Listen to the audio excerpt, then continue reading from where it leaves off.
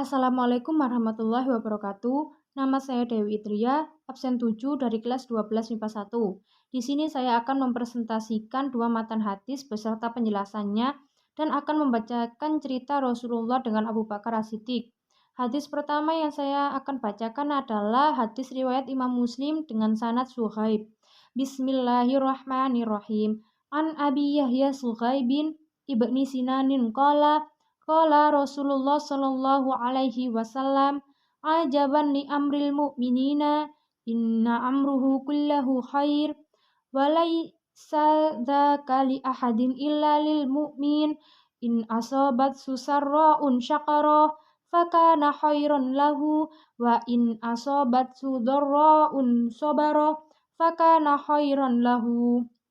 Sanadnya cuma satu, terjemahannya dari Abi Yahya Suhaib bin Sinan, Rasulullah Shallallahu Alaihi Wasallam bersabda, "Ajaban li amril mu'minina, aku kagum kepada urusan orang mukmin. Inna amruhu kullahu khair, karena semua urusannya memiliki nilai kebaikan. Walaisa dzaka li ahadin illa lil mu'min, dan itu terjadi hanya kepada orang mukmin. In asobat susarra'un syakarah, bila ia mendapatkan sesuatu yang menyenangkan, lalu bersyukur, fakana khairon lahu, dan itu memang baik baginya. Wa in asobat sudarra'un syabarah, jika ia ditimpa sesuatu yang menyedihkan, lalu ia bersabar, fakana khairon lahu, maka dia akan mendapatkan kebaikan. Pelajaran dari hadis ini adalah bahwa Allah itu menguji setiap manusia dengan aneka kesenangan dan beragam kesusahan. Maka apabila diuji dengan kenikmatan, maka dia harus bersyukur. Dan apabila diuji dengan kesusahan, maka dia harus bersabar. Karena semua itu adalah ujian dari Allah Subhanahu wa Ta'ala. Hadis yang kedua adalah hadis riwayat Imam Tirmizi dengan sanad terdekat Mus'ab bin Sa'ad. Bismillahirrahmanirrahim. Haddatsana Qutaibah, haddatsana Hammad bin Zaid, an Asim bin Bahdala, an Mus'ab bin Sa'di, an Abi, qala qultu ya Rasulullah, ayyun nasi asyaddu bala'a, qala al-anbiya'u, thummal amsalu, fal amsalu, fayubtalar rajulu ala hasabi dinihi, fa in kana dinuhu sulban istadda bala'uhu, wa in kana fi dinihi rizqatun ubtuliya ala hasabi dinihi fama yabrahul bala'u bil abdi hatta yatrukahu yamshi alal ardi ma alaihi khati'atun, rawahu Tirmizi.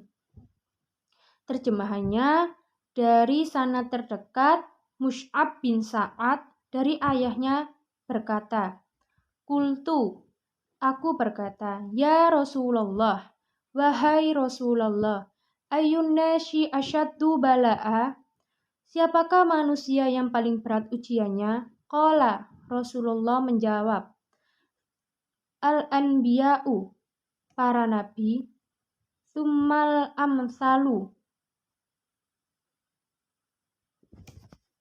Terjemahannya, dari sanad terdekat Mus'ab bin Sa'ad dari ayahnya berkata, Qultu, aku berkata, ya Rasulullah, wahai Rasulullah, ayyun nasi asyaddu bala'a, siapakah manusia yang paling berat ujiannya? Qala, Rasulullah menjawab, al-anbiya'u, para nabi, tsummal amsalu, kemudian yang seperti nabi, fal amsalu, kemudian yang sepertinya nabi, fayubtala rujulu ala hasabi dinihi, sungguh seseorang itu diuji berdasarkan agamanya. Fa in kana dinuhu sulban istadza bala'uhu, bila agamanya kuat, ujiannya pun berat. Wa in kana fi dinihi rizqatun, sebaliknya bila agamanya lemah, ubtuliya ala hasabi dinihi, ia diuji berdasarkan tingkat agamanya. Fama yabrahul bala'u bil abdi, ujian tidak akan berhenti menimpa manusia hatta yatsrukahu yamshi 'alal ardi ma 'alaihi khati'atun, hingga ia berjalan di muka bumi dengan tidak mempunyai kesalahan. Hikmah dari hadis ini adalah ujian Allah kepada setiap manusia tidak sama sesuai kadar kemampuannya. Bagi mereka yang melaksanakan ujian Allah dengan sabar dan bersungguh-sungguh, akan meninggikan derajat di hadapan Allah dan manusia yang lain. Kemudian saya akan membacakan cerita Rasulullah Shallallahu Alaihi Wasallam dengan Abu Bakar. Cerita itu berjudul Sabar, Tiada Batas dan Tepi. Suatu hari, Rasulullah bertamu ke rumah Abu Bakar. Ketika sedang bercengkerama, tiba-tiba datang seorang Arab Badui menemui Abu Bakar dan langsung mencela Abu Bakar. Namun Abu Bakar tidak menghiraukannya. Ia melanjutkan perbincangan dengan Rasulullah. Melihat hal ini Rasulullah tersenyum. Kemudian orang Badui itu kembali memaki Abu Bakar. Kali ini makian dan hinaannya makin kasar. Namun dengan keimanan yang kokoh serta kesabarannya, Abu Bakar tetap membiarkan orang tersebut. Rasulullah kembali tersenyum. Semakin marahlah orang Badui ini untuk ketiga kalinya. Ia mencela Abu Bakar dengan makian yang lebih menyakitkan.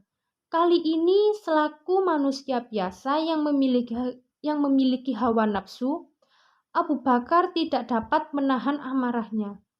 Dibalaslah makian orang Badui itu. Terjadilah perang mulut. Seketika itu Rasulullah meninggalkan Abu Bakar tanpa mengucapkan salam.